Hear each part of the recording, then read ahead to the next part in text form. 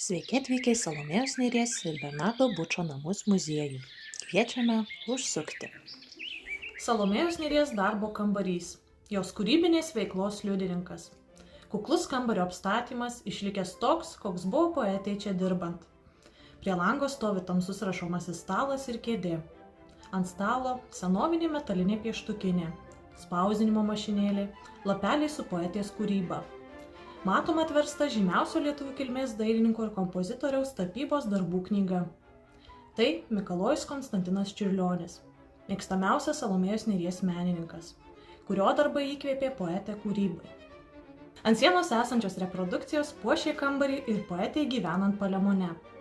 Jos parsivežtos iš kelionių po vakarų Europą. Salomėja Nėris mėgo keliauti. Yra aplankiusi Šveicariją, Austriją, Vokietiją, Prancūziją. Kartu su bičiuliu Baliu Sruoga kopė į Alpių kalnus. Kelionių įspūdžius dažnai aprašydavo eilėraščiuose. Būtent šiame darbo kambaryje Salomėja Nėris paruošė spaudai poezijos rinkinį Diemedžių žydėsių, už kurį gavo valstybinę literatūros premiją – 5000 litų. Taip pat gyvendama Palemone išleido žymiausias eiliuotas pasakas Našlaitę ir Eglę Žalčių karalienę. Kambario interjere galime matyti lakoniškumą, būdingą tarpukario modernizmui Lietuvoje. Sienų dekore ir rankomis pintose užuolaidose panaudoti lietuvių liaudies puošybos elementai. Nors patalpa maža, pro langus sklinda daugybė šviesos. Įdomus architektūrinis sprendimas yra sienoje matomas nedidelis langelis, kurį montavo poetės vyras dėl svarbios priežasties.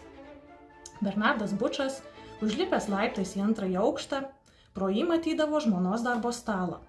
Jei poetė sėdėdavo susikaupusi ir rašydavo eiles, žinojo, jo kūrybinių mūzų vaikyti nevalia, tad tyliai nusileisdavo žemyn. Bučų namai buvo ne tik šeimos kūrimo židinys. Jie buvo sukurti taip, kad abu menininkai turėtų jų poreikiams pritaikytas kūrybos erdves. Iš poetės darbo kambario galima patekti į gražų, apvalintos formos medinį balkoną. Jis nukreiptas į panoraminę pusę.